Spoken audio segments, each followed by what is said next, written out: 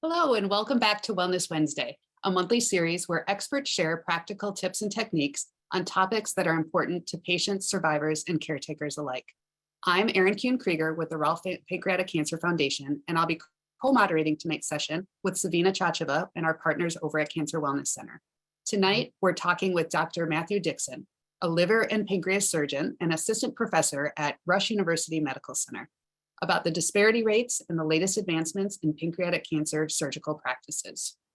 For our friends joining us from Cancer Wellness Center, welcome. And I wanted to share a little bit about Rolfe Pancreatic Cancer Foundation. We're a local Chicago organization with connections to some of the leading pancreatic cancer hospitals and organizations in the Midwest and beyond. Rolfe provides personal and tailored support to patients, survivors, and their families in crisis by connecting individuals with the medical experts, personalized resources, and education. We create awareness about risks and symptoms, and we fund early detection research. Our hands-on approach, or as we like to call it, boots on the ground, ensures that no one has to face this alone. So what does that look like? We personally and directly connect the patients and the families with the medical experts and specialized resources that are tailored to their specific needs. Rolfe funds research because we know that the best chance of saving lives is through early detection. And we provide ongoing education and support, like our talk tonight, to empower patients and their families to make quick decisions with confidence. You can learn more at rolfefoundation.org and connect with us through our social channels as well. We'll put links in the chat for more information and easy access. Before I hand things over to Savina, I wanted to acknowledge that today is the last day of Pancreatic Cancer Awareness Month. It's been an exciting month filled with insights and events and a time where we celebrated all pancreatic cancer warriors and their families and shared stories about and honored all of our friends in the community who have gone too soon. In reality, it's what Rolfe does every day. The added exposure and awareness goes a long way to sharing our mission and working toward our vision, which is to live in a world without pancreatic cancer. Earlier this month, our community gathered for the first time in 3 years for Friday Night Lights of Hope. It was an incredible celebration that raised over $215,000. How incredible is that?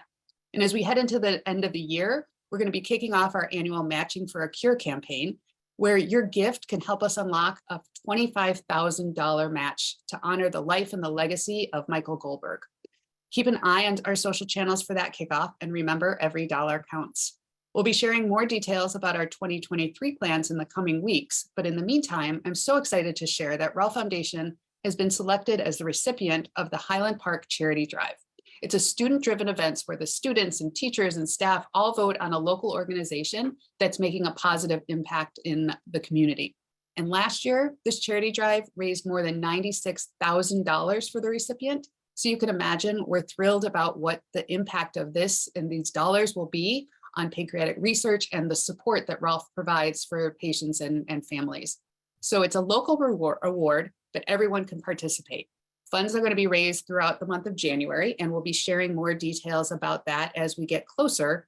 But as the kids like to say, new merch has dropped. So we'll be sharing a link in the chat right now, and you could check out all of the cool merch just in time for the holidays. Now, I'd like to welcome my partner tonight, Savina Chacheva from Cancer Wellness Center. Welcome, Savina. Thank you for the warm welcome, Erin. As always, it's a pleasure partnering with you and the Rolfe Pancreatic Cancer Foundation. Good evening, everyone. Thank you for joining us tonight. For those of you new to the Cancer Wellness Center, I would like to take a minute to tell you more about the Cancer Wellness Center and the services that we offer. The Cancer Wellness Center was founded in 1989 as a nonprofit organization with the mission to improve the physical and emotional well-being of those impacted by cancer and their families. Our services, which are both virtual and in person at Northbrook, include educational programs like the one this evening that aim to help you navigate the varied challenges that come with living with a cancer diagnosis. Wellness classes like yoga, meditation, stress reduction, and more that provide a holistic approach to healthy living, and support services including counseling for individuals, families, couples, children, and those bereaved, as well as support groups that are designed to help participants manage the mental and emotional impact of cancer. If you would like to learn more about the center and connect to our free programs and services, please visit cancerwellness.org. and the link will be included in the chat. Thank you. Thank you, Sabina, and thank you and the entire Cancer Wellness team for the incredible work that you do day in and day out. So a few housekeeping items before we get started with Dr. Dixon. You can ask questions at any time throughout the session tonight. You could do it in the comment section below, in the chat. You can email us at info@rolfefoundation.org. And we'll be sure to get all of those questions together and answer those at the end of the session. So tonight we are grateful to have Dr. Matthew Dixon. He's a pancreatic and liver surgeon and a professor at Rush University Medical Center. He has a passion and an interest in the clinical treatment of patients with cancer of the liver, benign liver tumors, bile duct cancer, pancreatic cysts, neuroendocrine tumors, and other types of rare pancreatic cancer or pancreatic tumors. And we're so happy to have him join us tonight. Welcome, Dr. Dixon. All right, thanks very much, Erin, and for that warm welcome, and thanks to the Rolfe Foundation, and thank you, Sabina, and the Cancer Wellness Center, just for having me. Very excited to be here, and I'll go ahead and share my slides.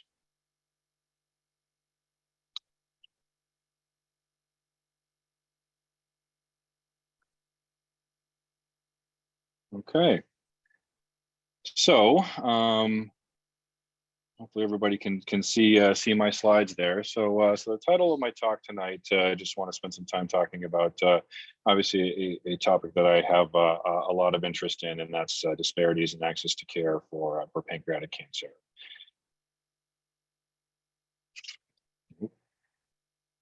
Okay, I have no disclosures to share with you. So as a bit of an outline for the talk this evening, I'm going to spend a lot of time just going over, giving an overview of the care of pancreas cancer and sort of where we stand in the United States today. And want to spend some time when we getting in the bulk of the talk, I'm going to spend talking about a lot about the disparities in equity and access to care, and that being from the standpoint of differences in epidemiology. Spend a little bit of time talking about some differences in biology, underutilization of multimodality treatment, which I hope to show you is really important in the treatment of pancreas cancer, underrepresentation in clinical trials and some factors that are contributing to underutilization, and trying to operationalize change, which I think is a very complex, multifactorial topic, which would really look forward to hearing from you all in terms of your thoughts about how we can do that. So, to start off, self-reported race does correlate with socioeconomic status, and in turn, low socioeconomic status can be associated with poor access to high quality care, as well as lower screening rates and delays in treatment after diagnosis, and low treatment adherence. And cancer health disparities between racial minorities and non-Hispanic whites can in part be explained by some of these associations. Furthermore, financial distress that can be associated with cancer management can prevent adequate care, and this can start prior to diagnosis, and it can occur during imaging or even just through the whole pathologic confirmation. And whereas effective advances in multidisciplinary cancer care have contributed to improved survival rates, the cost of these treatments and the concomitant impact of some of those treatments on employment, disability does disproportionately burden those patients who are socioeconomically disadvantaged, many of whom are Black patients and Hispanic patients. So we'll just kind of dive in and talk briefly about pancreas cancer, and this obviously being Pancreatic Cancer Awareness Month. I may be sharing some things that you may have heard of already, but this this slide comes from data that's published every year by the Center for Disease Control, and as you can see, for both men and women, pancreas cancer isn't really even in the top 5 in terms of new cancer cases. We are seeing certainly a rise in the incidence of pancreas cancer, but it falls well below things like lung and colon, melanoma, et cetera. But what's important here is that when it comes to talking about cancer-related deaths, pancreatic cancer is up it really kind of punches above its weight in terms of incidence when what it caused, and then the rate of cancer-related deaths that it causes. And as you can see, for both men and women, it is certainly within the top 5. This table is just drawn from a summary article from the New England Journal of Medicine. In terms of risk factors for pancreas cancer, as you can imagine, smoking is a significant contributor, longstanding diabetes, some non-hereditary and chronic pancreatitis, obesity and inactivity can be a risk factor. And interestingly, patients who do not have type O blood can also be at risk. There's also several genetic syndromes. I won't spend a lot of time going into talking about those. One that I'll highlight is hereditary breast and ovarian cancer syndrome. So the inherited breast cancer genes, BRCA and BRCA2, can be associated with increased risk of pancreas cancer. So this slide I borrowed from one of my former colleagues and really shows just how significant a problem this is becoming, and just the fact that by 2030 in the United States, pancreatic cancer will become the second most deadly cancer. So this is from an old news release, so it's about 6 years ago from CNN. But it has already surpassed breast cancer to become the 3rd leading cancer killer in the U.S., with, for both men and women, more than 41,000 deaths. I mean, I think that's in part because breast cancer obviously disproportionately affects women, as you can imagine.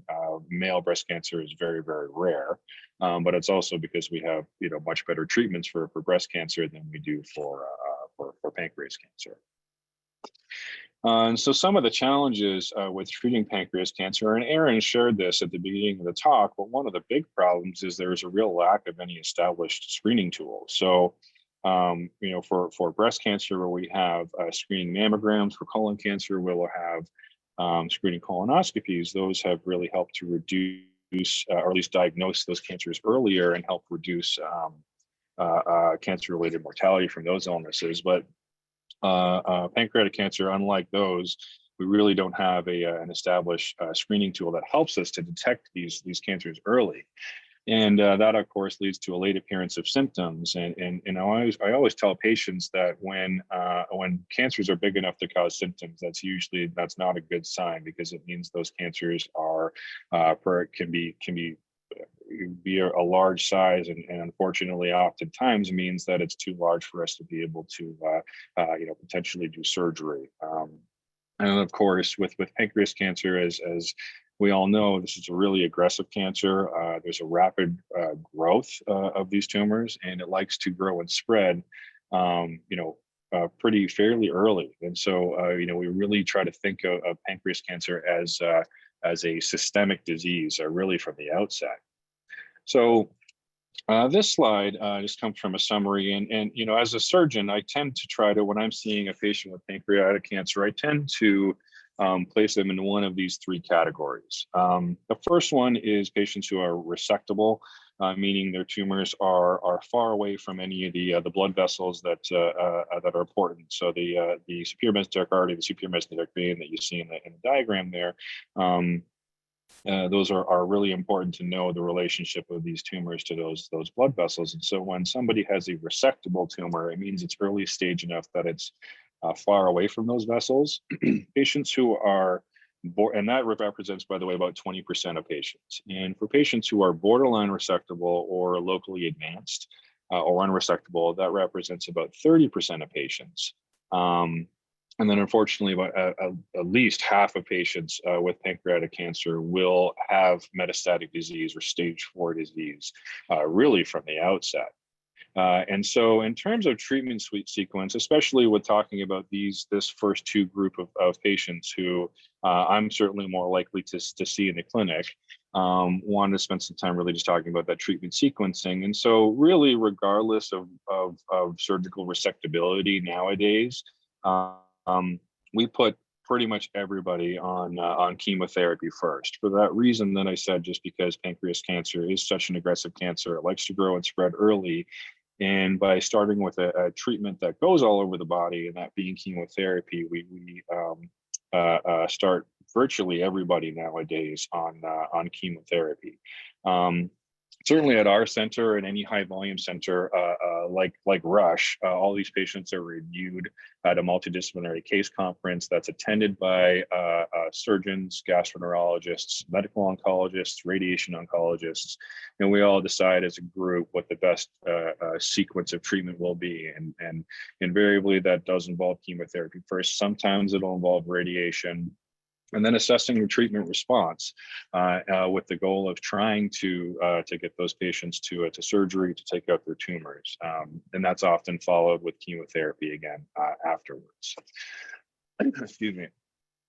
So in terms of the surgical treatment, that really kind of comes in one of two flavors for pancreas cancer. The first one on the left-hand side of the screen is called a Whipple procedure, and this is the procedure that we'll do for patients who have tumors that are located in the head of the pancreas, the area called the uncinate process, or the proximal neck of the pancreas, and that involves removing part of the pancreas. It involves removing the first part of the small intestine called the duodenum, as well as the gallbladder and part of the bile duct. And then there is a reconstruction that we have to perform after getting the cancer and the whole specimen out, where we'll attach the small intestine to the pancreas, and then an attachment to the bile duct, and then lastly an attachment to between the stomach and the intestine.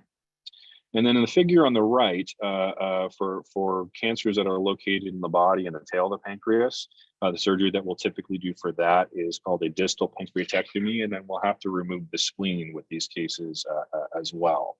So in terms of just sort of highlighting, I guess, what's new with surgical treatment, I mean, these surgical procedures have been around for a while. I think the things that are new, the two things that I'll mention that are fairly new with treating these diseases are, number one, minimally invasive surgery. So certainly in the relating to distal pancreatectomies and splenectomies, and we're pretty much, certainly at our center, we're doing almost all of those cases either robotically or laparoscopically. That's pretty routine for us nowadays, and at least 80% of those cases we're able to complete those surgeries minimally invasively. The uptake for minimally invasive Whipple procedures has been a bit slower. I have performed robotic Whipple procedures before, but I think that I'm a little bit more comfortable personally doing them open, and I tend to use robotics as a tool and not something that I try to do on everybody, and so it really does have to be kind of the right patient, right tumor to utilize the robot to do Whipple procedures. And then the other thing I guess I'll mention that's sort of new with surgery is enhanced recovery pathways after surgery for all these patients, regardless of what type of surgery they're undergoing, with the goal really of trying to do the surgery well with as few complications as possible, and getting patients out of the hospital and then back to their baseline health, so they'll be able to get back on chemotherapy, because it really is that multimodality treatment that is really important. So our goal with the Whipple procedure is trying to get patients out of the hospital between about day 5 and day 7. About 70 to 75% of patients are able to leave the hospital in that time frame. And then certainly with the distal pancreatectomies, with us being able to do those minimally invasively, most patients will leave the hospital between day 3 and day 5 after surgery. So talking a little bit about surgery, and this is older data, but there is a certain nihilism which comes to even offering surgery. And as you can see from the curve on the right hand of the screen there, this is a survival curve that really highlights the fact that patients who who have early stage pancreas cancer, as long as they can undergo surgery, they certainly have much improved survival over people who even the same stage 1 disease, if they're not offered surgery, obviously surgery can help these patients live longer. So it's really important to try to offer that when possible. And just highlighting here, this was an updated study that was done 11 years later, and shows we haven't really made a whole lot of progress. There's still a lot of patients who, even with early stage pancreas cancer, are experiencing detrimental survival compared to those who are undergoing surgery. So, So to kind of move into sort of, I guess, the next phase of the talk, and really wanting to spend some time talking about the undertreatment of pancreas cancer. So, one of my residents at my prior institution, Matty Torres, and I, and my former partner, Neeraj Gusani, we wrote a review paper that really kind of serves as the model for what I want to talk about for the remainder of the slides this evening.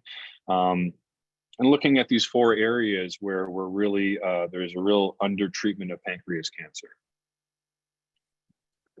So to start out with, just talking about the epidemiology of this disease. So, the reality here is that Black patients have the highest incidence of pancreatic cancer compared to other racial ethnic groups. So that's just a fact. And, compared to non-Hispanic white patients, Hispanic patients, American Indians, and Asian Pacific patients. As you can see just in bold there, Black patients do have the highest incidence of this disease. And the explanation for this disparity in incidence is unknown. It's likely multifactorial, and it appears to be related to really a variety of factors. That it could include differential rates of smoking, exposure to chemicals, alcohol use, diabetes, poverty, obesity, and then really a lot of the other subsequent, social determinants of health that can go along with that. And then, of course, as you can imagine, following with incidence, Black patients also experience the highest reported death rates from pancreatic cancer, with 13.3 deaths per 100,000 people. So with the more kind of granular examination, it does become clear that other racial group and ethnic groups also experience mortality rate disparities with pancreatic cancer, in addition to Black patients. And so that being that being Native American patients in particular, who and those patients tend to die at a higher rate within the first month after diagnosis compared to white patients, as an example. So, and then notably, however, and also likely contributing to differential mortality, is that Black patients do present more frequently with local, regional, and metastatic disease, leading to lower rates of surgical resection. As you can imagine, there's a lot of potential factors associated with that, like even just access to primary care physicians, or having any non-specific symptoms that they may be having paid attention to by their physicians. So the next one, which I briefly want to talk about, is differences in biology. This is kind of a boring slide, but I'm just sort of talking about some of the different genes. But racial differences in gene expression and some tumor inflammatory response, and then behavior in the tumor microenvironment has been shown to be different between races and other cancers. Although their significance in contributing to disparities in pancreatic cancer is unclear, it is important to mention, I think, at least their existence. The first one there, KRAS, this is mutated in over 90% of all pancreatic cancers. So, so pancreatic cancer is a very KRAS-driven type of tumor. One particular mutation of this gene, the G12V one, which I've mentioned there, we tend to see a higher rate of that in Black patients compared to white patients. It's unknown whether or not that does lead to more aggressive disease and worse survival. The second one that I've mentioned there, the somatostatin subtype receptor, SSTR5, this has also been associated with regulation in pancreatic cancer tumorigenesis, or otherwise, starting to form a pancreatic cancer. There's 3 specific genotypes that have been identified. The one that I've listed there, the TC genotype, is associated with increased tumor aggression and higher risk of mortality, and there is some evidence that shows that may be more frequently seen in Black patients compared to white patients. The next one, this molecule called CASO, which is what's called a bimodal transcription factor, helps to facilitate tumorigenesis through the suppression of different genes, and it does seem to have elevated expression in Black patients with pancreas cancer, although it's unknown whether or not that does lead to more aggressive tumors. And then lastly, this last protein KDM4 also has increased expression in black patients with pancreatic cancer, but again, not known if the potential mechanism here is not really known whether or not it is contributing to worse outcomes in pancreas cancer. So regardless of all of these, differences in biology between races, I think it's really important, to really say that, any of these previously mentioned transcription factors, receptors, mutations, et cetera, while it might be associated with an increased risk of developing pancreatic cancer, and therefore maybe explain why we see differences in incidence, sorry, I just got interrupted there. While it may explain why there's an increase in incidence, there really isn't any explanation for why there's an increase in death from pancreatic cancer. And so it's really, can't really be seen as solely responsible for the disparity in outcomes for these patients. So next, I just want to talk about underutilization of multimodality care. So, despite strong evidence supporting multimodality treatment, many Black patients are not actually offered consultation and don't receive multimodality care. And Black patients tend to experience lower rates of consultations with specialists, including consultation with a medical oncologist, a radiation oncologist, and a surgical oncologist.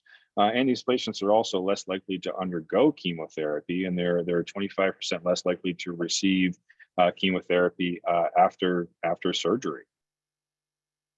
And there's also disparities in the receipt of surgery. So, for our review, we looked at multiple studies that focused on evaluation and receipt of surgery based on race. And the majority of these studies all suggested that there is decreased offerings and receipt of surgery for Black patients. And that this, I think, is a really significant contributor to the overall low survival rates that we see. So 29% of Black patients with potentially resectable disease do not even receive surgical evaluation, and they're less likely therefore to undergo surgical resection, especially if they're not being seen by surgeons. And then when compared to white patients, Black patients were also offered less surgery at a lower rate compared to white patients. And so this has obviously translated into Black patients undergoing fewer surgical resections. And some of the factors that are associated with that include, and this is in particular from one study, so patients who are older have higher comorbidities or like a higher number of additional medical problems, non-English speaking, Black race, low income, less education, and non-private insurance were all contributing factors that led to a decreased likelihood of undergoing surgery. And so, what that's translated to is that there are about a 38.2% of patients with resectable pancreatic cancer are not undergoing surgery. This is for Black patients, while 51.7% of patients with stage 1 disease do not even undergo surgery, just for a variety of factors as listed there. And again, non-white patients are less likely to undergo resection, and that's about, in particular with Black patients, they're about 24% less likely compared to white patients. Some of the factors that are contributing to this. One is insurance status. So there are, and this for me actually. So a little background about me: I'm actually from Canada, and I grew up with a public healthcare system. And so, when I moved to the U.S., I think I was pretty naive about how much of a problem this is, and it was a little difficult for me to wrap my head around, to be honest. But the truth is, for patients with private insurance, these patients experience increased receipt of perioperative therapy compared to those patients who have Medicaid, Medicare, or they're underinsured or they're uninsured. One study in the state of Florida found that the average survival for patients with pancreatic cancer was basically inversely proportional to their poverty level. So the poorer you were, the worse that you did. It was inversely associated, pardon me, with private insurance. So in other words, if you had private insurance, then you lived longer because more of these patients ended up getting multimodality therapy, whereas obviously the poorer patients didn't have access to that multimodality therapy, and so their survival rates really suffered. So how about when we level the playing field, then what happens? There was a study that looked at that as well. And the effect of health insurance expansion in the state of Massachusetts back in 2006 found that there was increased resection rates of pancreatic cancer compared to states that didn't expand access to health insurance. However, even when we control for bad insurance or no insurance, Black patients are still receiving less surgery. They're receiving surgery at lower rates compared to non-white patients, suggesting that lack of insurance is not solely the reason that's contributing to these decreased resection rates. And also in unresectable disease, so patients who either their tumors are too advanced or they have metastatic disease, even those patients with private insurance were more likely to receive chemotherapy compared to patients without insurance. There's also maybe an implicit bias that's also at play here. I mentioned some of the nihilism that surrounds pancreatic cancer earlier in the talk, but there's also potentially an implicit bias that's at play here as well. And there was one study that we looked at that found that Black patients received less cancer information, including names and referrals to cancer specialists that specialize specifically in pancreas cancer. And furthermore, some of those physicians can be less patient-centered, provide poor quality information, and different advice when it comes to meeting Black patients. For patients with comparable disease stage, surgeons were also less likely to recommend surgery for Black patients. And that kind of ties in with some of the data that I showed before. And then patient refusal. So there can be a lot of misconceptions about cancer surgery that could drive patient refusal to want to even undergo surgery. Some of those beliefs can be mitigated by trying to practice culturally competent and patient-centered care to try to explore and address some of the concerns that patients have and the anxieties, which there's obviously always a lot when it surrounds pancreas cancer. One statistic that I found really disturbing is that Black patients are 3 times more likely than white patients to refuse surgery. And there are several studies that we looked at that found that Black patients were more likely to refuse it despite equal recommendations for surgical resection. Refusal for surgery is associated with older age, evaluation at a non-academic program, so a non-university hospital, patients who have higher comorbidities, and should serve as no surprise, patients who have non-private insurance as well. And as you can imagine, with this disease, refusal for surgery has also been associated with refusal of other therapies like chemotherapy and radiation. Refusal for surgery,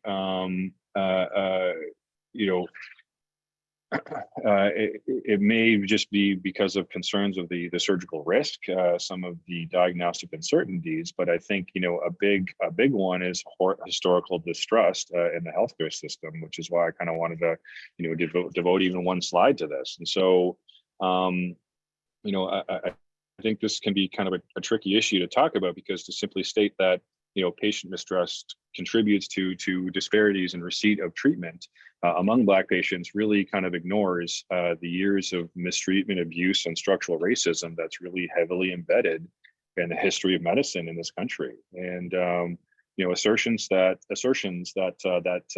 patient mistrust is what drives disparities will obscure the ideologies of racial health inequities and blames patients for their disproportionate suffering.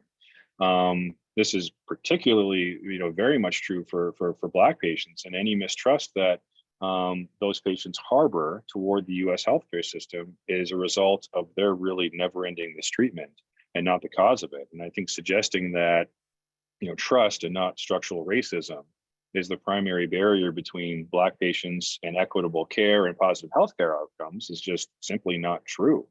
And, really at the end of the day, I think, if Black patients harbor mistrust towards the US healthcare system, which is a system that's really afforded them inequitable access for virtually every conceivable type of care, it really exposes their valid assessment of our healthcare system and its performance or underperformance in adequately serving them, and it's not the root cause of their poor outcomes. And so, shifting the blame to patient refusal of care due to mistrust, I think, is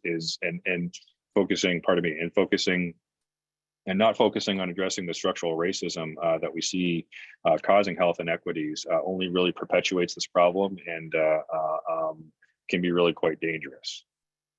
So next, talking about other factors contributing to underutilization. So underutilization of high volume centers. So one of the things that I should have mentioned earlier in the talk when I was talking about surgery is, it's really important to get, to try to seek out care and your surgery at a high volume center. What I mean by that are hospitals that perform these surgeries a lot. Whenever I meet patients and talking to them about treating their pancreas cancer, I'm always, try to be clear in saying that, for somebody like me who specializes in doing pancreatic cancer surgery, that doesn't mean I'm a better surgeon than surgeons at a community hospital. It just means that I'm specifically trained to do these procedures, and we do them a lot. And that's not just me; that's all the other doctors that help us take care of these patients, like our gastroenterologists, our interventional radiologists, our ICU, medical oncology, radiation oncology, et cetera. So, when you're at a center that treats this a lot, your outcomes are going to be better. And so it should probably serve as no surprise that there's been a lot of studies that have shown that regionalization of care or care at high volume centers, while it does show that there's improved outcomes for surgery as well as receipt of multimodality therapy, but it also means that there are that patients who, non-white patients, in particular Black patients, are more likely to undergo surgery. Undergo surgery at high volume centers, are more likely to undergo surgery at low volume centers, and there is an unequal referral rate of Black and non-white patients to high volume centers.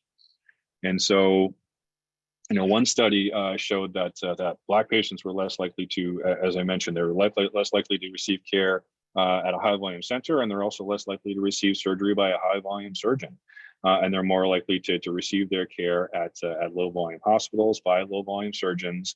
That then serves to further increase the disparity gap in outcomes and survival.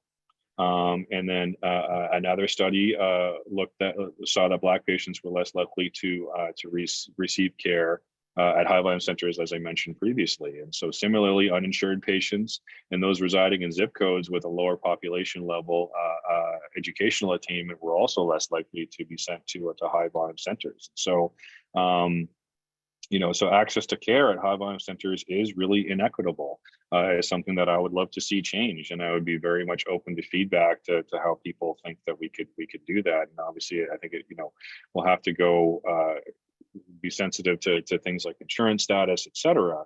And ensuring equitable access does require addressing some of the non-medical social determinants of health as well, such as inequities in education, labor, housing markets, et cetera. So you really kind of see how disparities in healthcare outcomes really go beyond just the care itself. It really depends on what goes on outside the hospital as well. And so lastly, just briefly, I'll talk about underrepresentation in clinical trials. A pretty low number of patients who are seen in cancer centers are even enrolled in clinical trials. Only about 2 to 4% of patients are actually participate. And there is an underrepresentation of minorities in these trials, and they only comprise about 15% of patients that are enrolled in clinical trials. And that's a really significant underrepresentation. There's a real significant underrepresentation, in particular from Black patients and Hispanic patients, in addition to elderly patients. Patients who are more likely to participate in trials are patients who who are white, who have stage 4 disease, private insurance, and fewer comorbidities, and patients who live, somewhat ironically, patients who actually live farther away from hospitals are more likely to participate. So in summary, the incidence, presentation, biology, treatment opportunities, and outcomes for pancreatic cancer vary tremendously across the spectrum for patients. And then race, gender, ethnicity, geography, socioeconomic factors can affect each of these, and inequities related to any of these factors can then lead to late presentation, undertreatment, and poor outcomes. The deadly disease like pancreas cancer, these inequities are really amplified and lead to significantly worse outcomes in our most vulnerable populations. And awareness of these trends and factors that can help provide the first step toward correcting these disparities and ultimately providing just, culturally competent, and equitable care to all patients with pancreatic cancer. That's really the goal. And so, question is, where do we go from here to try to reduce health inequities for pancreas cancer? And so, one, kind of thought about operationalizing change. I know this is I think this is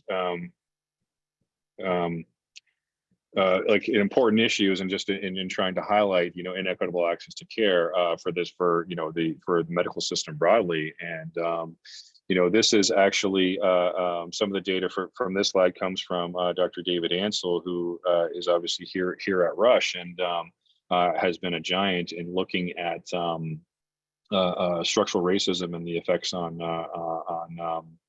disparate outcomes. And so, in one article, he highlighted 3 potential strategies to try to address structural racism in healthcare, which I think is broadly applicable for all forms of inequitable access to care. And I think, we can particularly use these for pancreas cancer. So number one, clinicians can make the invisible visible. And what that means is that we need to utilize data to know how outcomes at our institutions differ based on race, ethnic background, gender, insurance status, neighborhood, education level, socioeconomic status, et cetera. And measuring quality outcomes, according to these factors, will illuminate opportunities to try to mitigate inequities in care delivery that might result in outcome differences for patients. And then when differences in outcomes are found, then we as clinicians can seek and understand the social and structural factors that are at play there. Number two, healthcare organizations can engage the community in an effort to change the accepted explanatory narrative. Rather than attributing or even blaming patients for their own poor outcomes or biology or behavioral inevitability, et cetera, we need to reframe them as symptoms of a pathological social system that could be improved. And then lastly, institutions can make systemic changes to help eliminate inequitable access to care.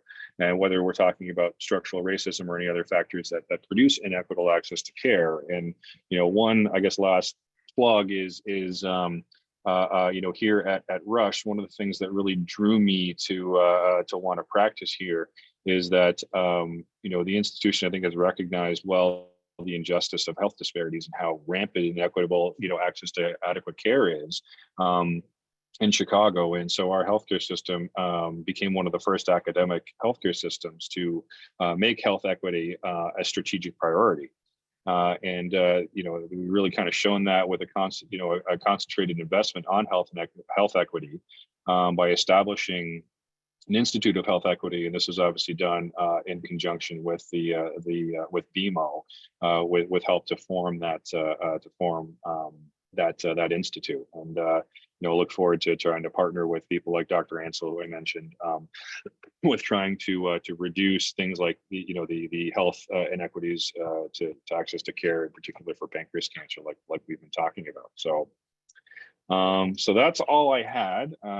Really thank everybody for joining us this evening, and thanks for paying attention to my talk. And would really love to hear any questions that anybody might have. Well, thank you for sharing this and all of the work that you're doing in this arena. It's so necessary. This is so I can't decide if it's more maddening or depressing or what. So, I truly appreciate all of the thought and efforts going within it. And everybody who is participating has a lot of questions. So I'm going to jump right in. If you do have additional questions, you can continue to send them in the chat, put them in the comments, or email them to us at info@rolfefoundation.org. So the first one is talking about the rise of occurrence of pancreatic cancer. What are you attributing that rise to? Yeah, I think that's a great question. I think that I like anything else, it's complicated, and I think it's multifactorial. I did list that one slide that talked about things like smoking, longstanding diabetes, obesity being potential causes of seeing that increased rise. I think it also could be that people are living a little bit longer, and we're also doing a lot more things like what we call cross-sectional imaging, or getting things like a CT scan for other reasons that may actually help us get lucky and try to find these tumors at an earlier stage. So it's not there's no one kind of real easy answer to sort of pinpoint as to what is responsible for that increased incidence or that rise.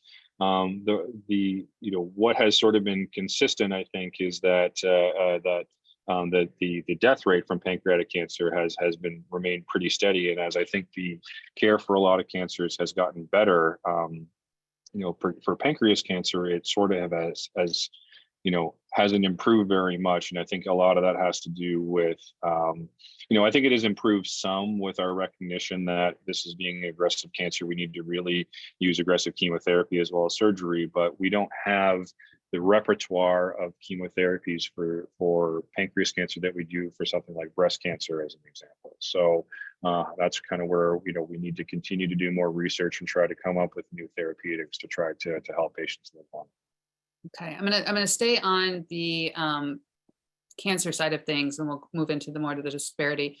So the next question is, what can the average person do to advocate for themselves or their loved one if they feel like their doctors aren't doing enough?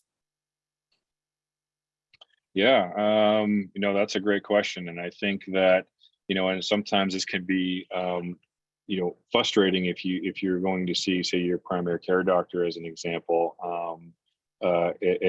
Pancreas cancer isn't always the first thing that's really going to be on their mind.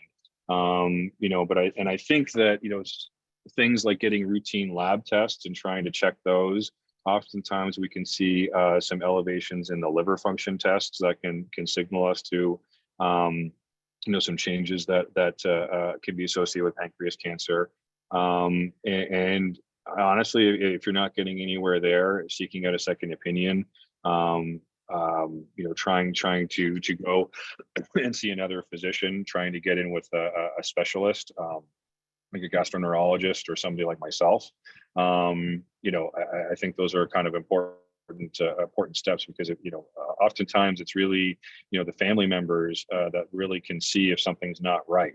And sometimes it just takes being very persistent and trying to come to an answer. So it's another one that there isn't always an easy answer to that.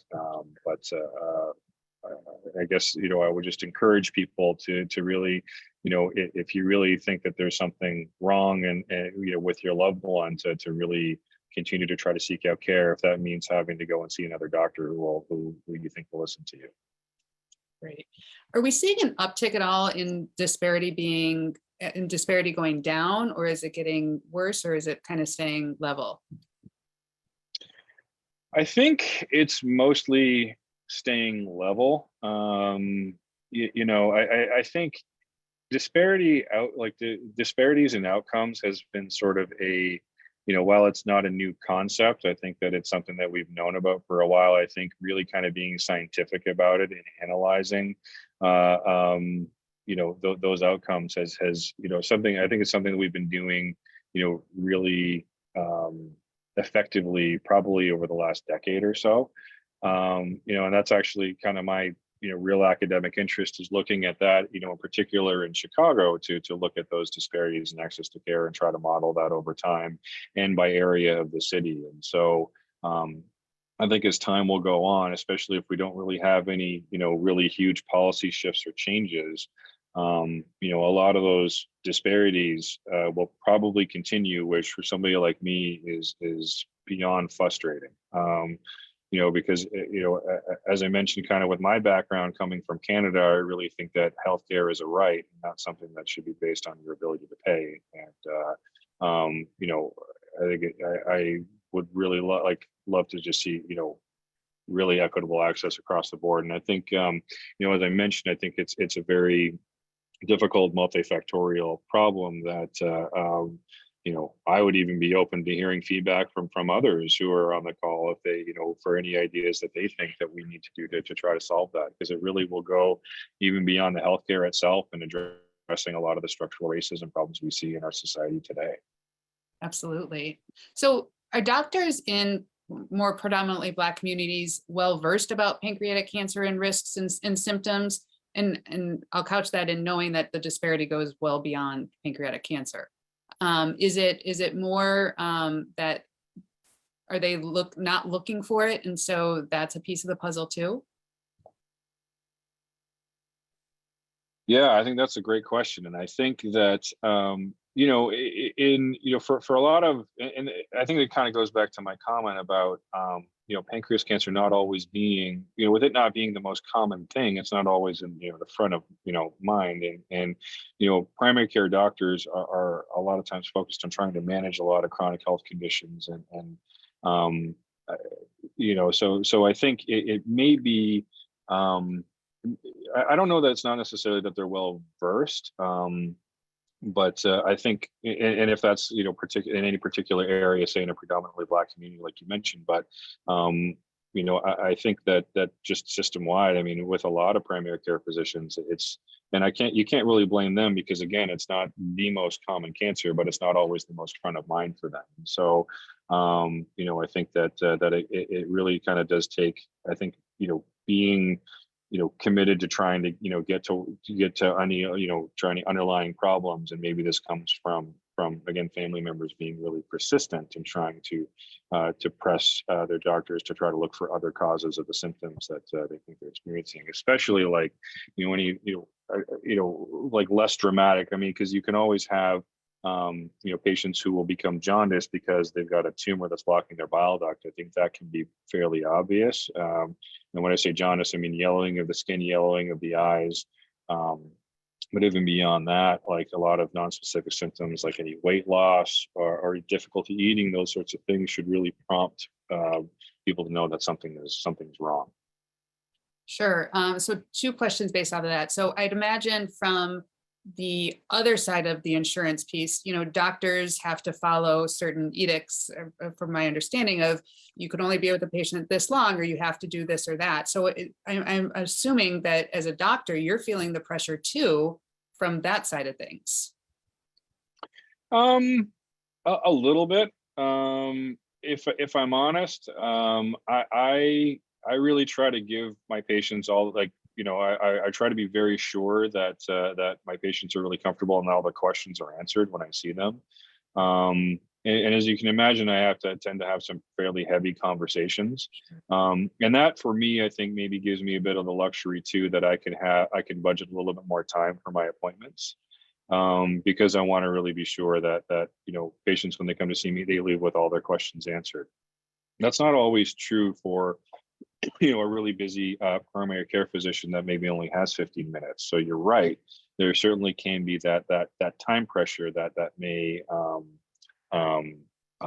inhibit their sense in thinking about any potential problems like pancreas cancer. So hopefully that answers that question. But yeah, so I think for me, I really try to give my patients all that, as much time as possible. And sometimes that means I run late. I mean, sometimes that means I'm going to be 15, 20 minutes, a half hour late with the next patient. And then it's really just because, I want to try to make sure that those patients get, have all their questions answered and they're comfortable with the plan. And I try to spend a lot of time laying out, the plan that we're going to take, because I think, one surgeon who I've always respected a lot always said that with a plan comes hope. And I think when people come in, if they have a plan in place, then, they know that things will start happening as far as the care. So hopefully that answers that question. No, it definitely does. And I always appreciate doctors who are willing to be there and listen to the questions and go through everything. So that's great that you are one of those. Talking about hope, the next question is, there's a feeling of hopelessness around systemic around systemic racism. What advice do you have for people to keep fighting? Whew. I think for me, advice to keep fighting. I think for me, I kind of have this vision of just trying to it's kind of, for me, I think it's just one patient at a time. And sometimes, I guess trying to do my own little part not little part. I mean, sometimes it could be, when it comes to treating things like this, a big part, but, I really try to, I think I look even beyond the diagnosis and trying to understand some of those social determinants of health. And, being, I think, a citizen, a community member that really tries to strive to see, equity in all in all aspects of life. And I guess I would encourage people to, to work for the betterment of their community and try to serve their neighbors and serve, and try to work towards a better, equitable society. I mean, I think that kind of starts on, the local level here in the city of Chicago, and kind of going beyond that. So that's a great question, which I wish I had a better answer for. But I can say that I think being surrounded by people, I think for me, where I'm lucky to be, in a place like here where we have a lot of people that encourage each other in this fight to try to combat structural racism. And I think a willingness to be open-minded about the things that we're getting wrong too, and that I'm getting wrong, and that when it comes to fighting that. And so I think having open ears and listening to each other, I think, is really, really important. So because as I think I said, coming from Canada, I think it was very naive to a lot of the issues of structural racism, and really wanting to do what I can to combat that as a healthcare provider and as a community member. Sure.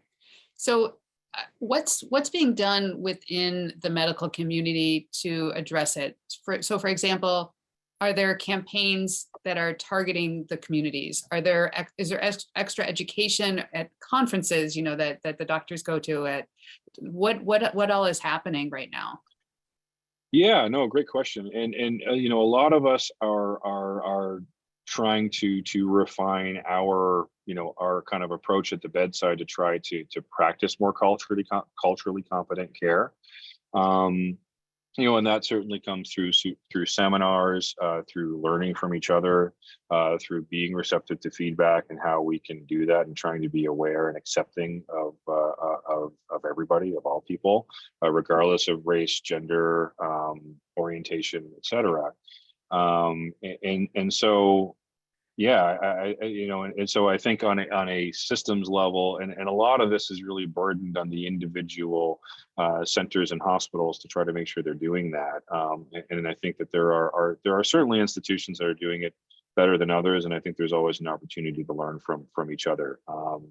Whether that, and I'll also even say that even at from the society level, certainly a lot of the societies that I am a part of recently has initiated committees that are focused on equity, whether that's equity within the profession or equity within the community as a whole, and with our patients. And so I think it's a complex problem that I think definitely takes all of us to fix. And I think, and that's where I think I've said it, I've said it a few times tonight, that a lot of those social, disparities in outcomes for pancreas cancer really kind of goes beyond just the diagnosis and really relates to social determinants of care as a whole, or sorry, social determinants of health as a whole. For sure. And I should couch all of this in saying that I don't expect that you're going to have all the answers here. It's more that, you're in it, and to get the pulse of your thoughts combined with what's happening Yeah. within the industry as well. I mean, obviously it's a bigger problem. How about, minorities not getting into clinical trials? Are there ways that we as an organization or that individuals can work to increase that opportunity?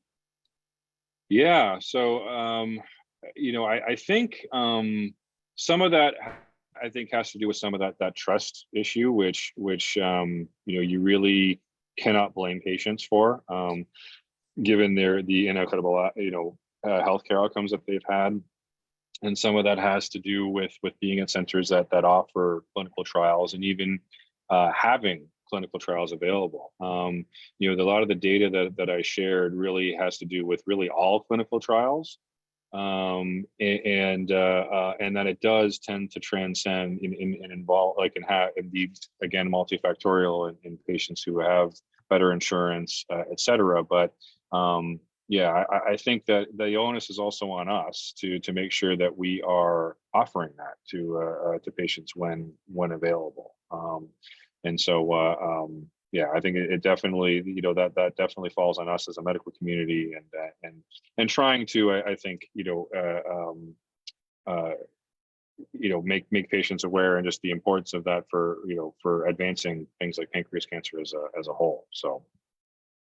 Okay. So we have 3 more questions. And for those who need to cut out, I want to just reassure you, we are recording tonight's session, so you will be able to come back and finish it out.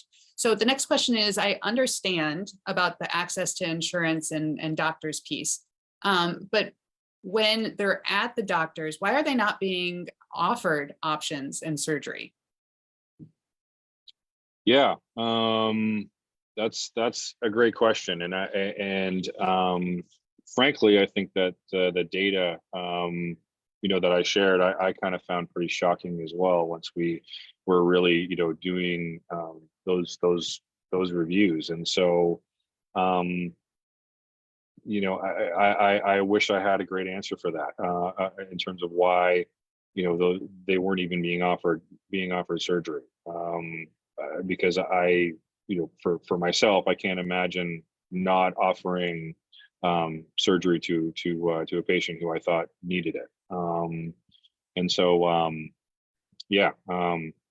I really don't have a great answer for you as far as why certain patient groups will not be offered surgery. And that's just, unfortunately, the data, which it's very illuminating, and it's shocking, and and it makes me angry. I think it makes all of us angry, I think, when we see when we see results like that. Yeah, absolutely. So what are your recommendations on what we as an organization or individuals who are not in the Black community to be able to do and help? Yeah. You're looking to us for answers, and we're looking to you. Yeah, no, for sure. And I think it goes back to, I think, the one thing, and I think, Aaron, you stress this with what the Rolfe Foundation is trying to do, is directing patients to centers of excellence, and high volume centers. I think that's a huge component. And so and that's why I kind of said what I did about trying to get care at a high volume center, where if you end up going to a low volume center, maybe that's a potential reason that some of these patients are not being offered surgery. Whereas if they go to a high volume center to see a surgeon like myself, who does a lot of these operations, we try to do what we can and find, to get these patients to the OR. And so regardless of ability to pay, et cetera, we try to do what we can to help anybody that comes through our door. So I think that's a really important one, is having that awareness of wanting to seek out care at high volume centers. That's probably one of the biggest things that we can kind of advocate for. understandably, there's probably, there's going to be a lack of things like navigators that really kind of help, steer people towards high volume centers. And I think that's where foundations like the Rolfe Foundation can be so important with trying to get patients to high volume centers that will get them the care that they need. Sure. Okay. And we always like to end our sessions with what are the top 3 takeaways that you want our audience to leave with tonight? Yeah. So, I think number one, pancreatic cancer it's an aggressive cancer. It's a systemic disease. It's one that requires multimodality treatment. That's really important to adequately treating patients. When patients, or when possible, doing surgery, chemotherapy, plus or minus radiation, it's really important to try to maximize the chance of people surviving. And getting that care at a high volume center really kind of helps ensure that you're getting the standard best care possible. Number 2, there are clear disparities in the incidence of pancreas cancer. Black patients, again, are the most likely. They are disproportionately affected the most by pancreas cancer, as well as death rate, and they have the lowest access to multimodality care in high volume centers. And number 3, I think that the reasons for that are multifactorial. A lot of that is embedded in systemic racism. They're difficult solutions. They're difficult problems to fix with not easy solutions. I think it's going to take all of us to think of ways that we could try to do that. And I'm certainly committed to doing that, as well as many other people who do these types of surgeries and treat this type of illness. So, and we really want to be open-minded to listen to the community and how we can make sure that we can provide access to that kind of care to everybody, regardless of ability to pay, socioeconomic status, insurance type, race, what have you. Well, I'm glad you're out there. I could talk with you about this all day and night and then some. But I truly appreciate you sharing all this tonight with us, and the work that you're doing to help so many people and to improve lives. So thank you so much for this candid discussion on such an important topic. No, thanks. Thanks very much, Aaron. It was great speaking with you, and thanks again to everybody who tuned in. And I had a great time. Thanks again for having me. And I look forward to keeping up and seeing what you have coming ahead. Absolutely. Happy to. Thank you. And thank you to Savina and the Cancer Wellness Center for partnering with us tonight. Thank you to everybody who joined us on the call, asking such meaningful and thoughtful questions. If you are catching this on the replay, go ahead and put replay in the comments and ask your questions so that we can make sure that we get those over to Dr. Dixon and get back to you.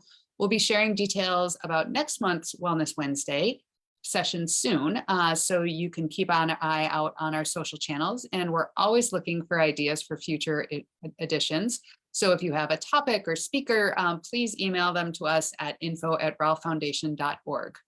In the meantime, you can also listen to past Wellness Wednesday episodes on a podcast. Simply search for Wellness Wednesday or Rolfe Foundation on Apple Podcasts, Spotify, or wherever you get your podcasts. On behalf of everyone at Rolfe Pancreatic Cancer Foundation and the Cancer Wellness Center, thank you so much for joining us tonight. Until next time, I hope you stay healthy and take good care. Good night.